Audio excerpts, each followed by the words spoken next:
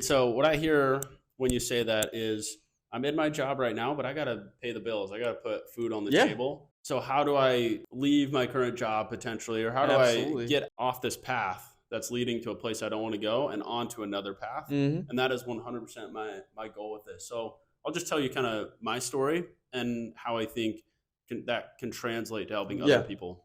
and what was if you can just throw in some almost director's notes of if you can tell me your story, what you were thinking in the time, and then retrospectively, uh, seeing how certain things played out, what you would have done differently to quell whatever it was at the moment, to solve the problem. So kind of walk through that, throw in some director's notes. Absolutely. So let's start in college, end of college, because that was kind of the genesis of when Yep. this started. But Or um, can you actually start one more a little bit earlier even? What was happening when you were in school? What were you being told? What was your vision? And then kind of talk about how, what you did and yep, then maybe what you even would have done differently if you go back in time. yeah, for sure. So in college, I have an economics and a finance degree. I was playing baseball, and baseball was my number one thing. I was not going to college necessarily for the school piece of it.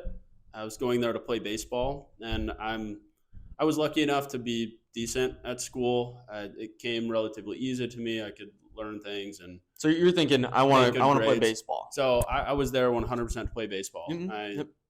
started at the University of Oregon, played there for 3 years, and had an awesome time. I actually graduated in 2.5 years from there, And and you're I doing was you're doing school while you're playing baseball. yep, It's fine, but you're basically saying it was almost like a sideshow to the real thing you were focused on, well, yeah, I'm baseball. still all in on baseball at Okay, this point in time in my life, interesting. and school is there. I'm doing a great job at it. I Yeah, had over 4.0 GPA, but life after school and baseball, I'm pushing that off as far as possible.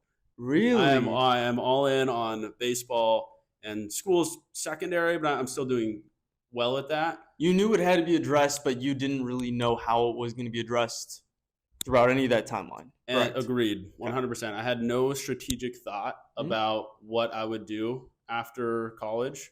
It was always, I'm going to live out my baseball dream as long as I possibly can.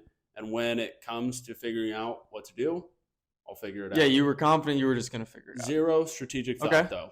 And so that's actually how I ended up with an economics degree is I started out wanting to get a psychology degree for who knows why, just psychology. That seems Right. cool. Started, my coach actually kind of gave me a call one day and was like, hey, you realize if you go down this path, you're going to miss a lot of practice. Like all these classes, a psychology degree, you're going to have to go all in and you're not going to be able to make it to practice Sure. a good amount of time. And then conversations with my dad, he said, hey, you can get this undergrad degree, but now it's worthless unless you go to extra school for this. Do you want to go to an extra 2, 3, 4+ years of school after your undergrad degree? So young Braden with no strategic thought was, oh, I hadn't thought of that. Let me switch degrees here really quickly. So I switched to math for a second. I'm good at math. Let's do Yeah, math. it's going to have very little resistance to my ability, very friction free. Yep. And Got it. similar problem there to where a lot of the classes I would have had to take were during baseball. Mm, And I was going to have to miss some baseball because my coaches weren't going to allow me to miss class to go to baseball. yeah. So then I switched to computer science and I took one day, one class, not a whole semester, one class of computer Wow. science. It was like 101. And I remember sitting up there at the top and sitting in the back, and the professor put some language of code I know now. I didn't know at the time. It's Yeah. just symbols basically Yeah. to me. And professor said, all right, everyone take a minute to write down what this means. And if you can't, you probably shouldn't be in this class. Get out. And I rode my bike from that class. I left the class Yeah. before it was even over, just left, rode my bike down to my academic advisor, said, hey, computer science isn't for me. Let's find something Get different. out. So then I ended up settling on economics because that was the thing I had the most credits for Yep. and had the most completed credits for. Okay, so you do the economics, you ride it out, you continue to do baseball, number one priority. Yep. Then what happens? So, yeah, I'll kind of fast forward here. I graduated in 2.5 years. I still had 2 years of baseball eligibility left. I could have went and got a master's degree, but I had my economics degree in undergrads, which meant I could maybe go to an MBA program or I could get a master's in economics. Neither of those were appealing because I still at this point had no idea what I wanted to do. Interesting. I had no strategic thought, and looking back now, I didn't have a ton of guidance or mentorship in terms of providing me enough context to understand, if you take this path, this is what the future looks like. If you take this path, this is what the future looks like. I didn't really have any of that or seek out any of that is one piece of learning that I've taken from that. But I essentially said, I don't want a master's in economics. I don't even know what an MBA is. And maybe I'd seen one clip where Elon says he doesn't like MBAs, so I had that going for me of not doing that. So I ended up, because I had 2 years of baseball eligibility left, transferring to what was at the time called Dixie State in southern Utah. It's in St. George, Utah, beautiful place, but it's now called Utah Tech University. So I transferred there purely for baseball. I already have an undergrad degree. These guys that were D2 at the time had no master's or graduate type of degrees. So my only option was to get another degree, another bachelor's degree. So ended up just saying, oh, finance is similar to economics, so let's do that. I don't care about school though. I'm literally here just to finish out my baseball career, see where that takes me. And it wasn't until my last year of that, or going into my last year, that I seriously had to consider, the heck am I going to do when this is over? You had been panicking. And I was, so right after my second to last year, going into my last year, that summer, I was lucky enough to get an internship from this Fortune 100 company that I ended up working for long term. But I got a summer internship with them through a friend that was working from them that I had known from Oregon. So she referred me in to this internship. I went through a pretty intense interview process, ended up getting the internship there, which then I did the internship, did well. They gave me a full-time offer to come back. So that's how I ended up there. It was kind of, I was searching on LinkedIn for a place to work in finance / economics. This one came up, knew somebody. I just I so fell far so into good. it. What's the issue? All I'm kind of saying is I fell into this. Yeah. This was not strategic. This was I found this, okay, let's do that. There was no strategic thought here. And what ended up happening is, so I went back for a full-time role, and my goal, I remember as soon as school was over and it was time to move to Dallas, Texas at the time where they were located, my goal was, hey, I don't even know, I kind of know what this job is going to be. I don't think I want to pursue this long term. This is going to be a 2-year project. At that point. At that point. I remember thinking this is going to be a 2-year project for me. Yeah. And I'm going to use these 2 years at this company where there's great people. It's a well-established company, super smart people. I'm going to try and build up as many skills from this. Mm-hmm. And from that, I'm going to find a problem that I'm going to solve. I'm going to create my own business at the end of 2 years and make this work. Good. So I went down there, and 2 years went by of doing pretty well at this job. I got promoted in the first 9 months, which was above average, and was actually really good at this job. And remember, almost every day for those 2 years, waking up of, what am I going to do? What am I going to do? What am I going to do? I have no business ideas. I have no direction of what I want to do after this. And like we talked earlier, then looking at, okay, well, I could just keep going on this route, but having the looming less freedom and ceiling of compensation to look forward to. All right, well, let's pause there. Yep. I want you to kind of talk to me about, if I could go back, you refactor everything you did in that time period we just discussed, what should it have looked like, or what would have been the most efficient thing in your mind if you could have redone it, or maybe nothing? I'm just curious on what would you have done differently.